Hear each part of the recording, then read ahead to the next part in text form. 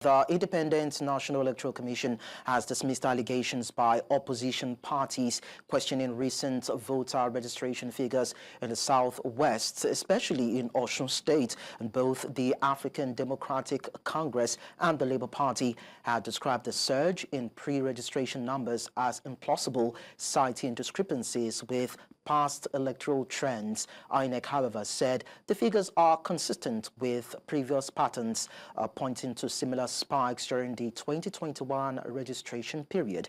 The Commission stressed that all online registrants must complete biometric verification in person, assuring transparency and accuracy. It also highlighted safeguards, including regular data publication, checks against double registration, and open access to historical records.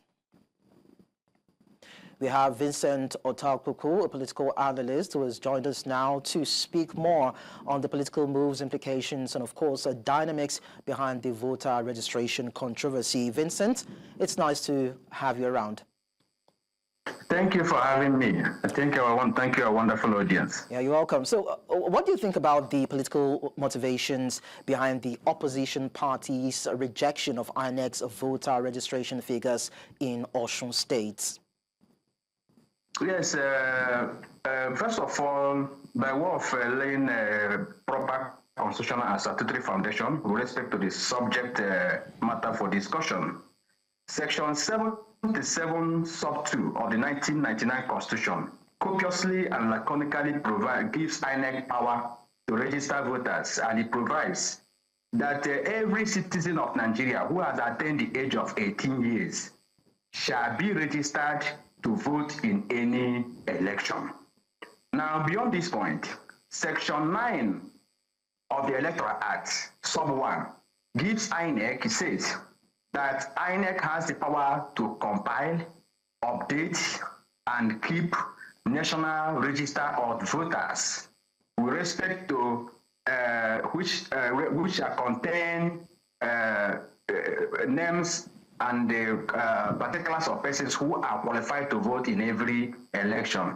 That is for every sub-A, 9 sub-A, 1 sub-A, federal, state, and local government elections. Then B, with respect to persons with disabilities and the type of disabilities being suffered, as the case may be. Now, beyond this point, Section 10 of the Electoral Act 2022 provides that there shall be a continuous voters registration. INEC shall periodically carry out voters registration, which is what is going on currently, and which is without prejudice to provision of Section 9 sub 6 of the Electoral Act, which say that the voter registration should stop not later than 90 days to any election. Now, beyond this point, Section 9, Section 10, sub 1, having provided power to INEC for continuous voter registration, sub 2, 9 sub 2 provides that each applicant for registration shall present himself in person for purposes of registration at registration center 1A with birth certificate, B, driver's license, national ID card, as the case may be, C, with any other document that's to prove his age, identity, and nationality, as the case may be. So the registration going on in Nigeria currently being undertaken by the INEC is well funded and covered by the provisions of the Constitution and the Electoral Act. Okay, so Vincent. Yes, I'm coming. Vincent, so what I'm trying to even confirm, in this conversation is we understand the process or the procedural requirements for voter registration, but then you would recall that there was a video that actually circulated of underage children who actually participated in a voting exercise a couple of years back. Now, this is the thing. If somebody's accusing the electoral umpire of the possibility of figures being inflated as regards registration, is there a way we can confirm that these people who are being aggregated in terms of the numbers into the database and are being validated to vote are actually physical, actually people that we can see? Are the facts verifiable to say that these are the numbers, these numbers are actually ratified to be the actual numbers for those that will vote? Yes, the statement issued by INEC yesterday has provoked an exciting scholastic disputation with respect to the number of supposed registrants coming from Osun State and Lagos State, followed by FCT. So, and I want to join my voice to those people, the political parties. I won't join it because I'm not in any political party, but I will say that the objection being raised by this political party, ADC and Labour Party, as the case may be, they are entitled to their opinion. They are entitled to air their view. Because, like they said, historically and by demographical realities, we have not recorded such registration previously in 1 week. INEC said that within 1 week of opening of the registration, online registration portal, they have registered more than 393,000 registrants only in Osun State, Lagos State 222,000 people, and FCT 107,000 people, as the case may be. This cannot be realistic. This cannot be real. This cannot be real. Coming from the historical pedigree with respect to registration, I want to know how INEC described that you can use that online registration and application, which is not founded in the Electoral Act. Because what I have read that foundation on Section 9, sub 2 is that applicant has to present themselves in person with those requirements for registration. So if persons can go online and indicate interest for registration, that cannot metamorphose to registration properly so called.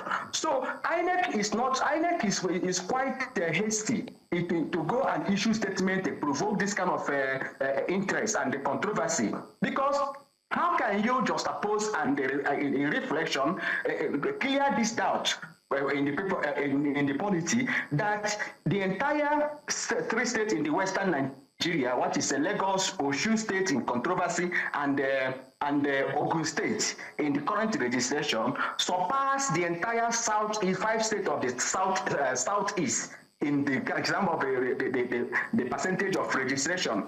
Beyond this point, when you look at the percentage of registration in the state like Abia, Ebonyi, Enugu, Imo, and the Adamawa State, you have less than 0.2 percentage of registrants on the alarm portal, just like 1,900 and something registration.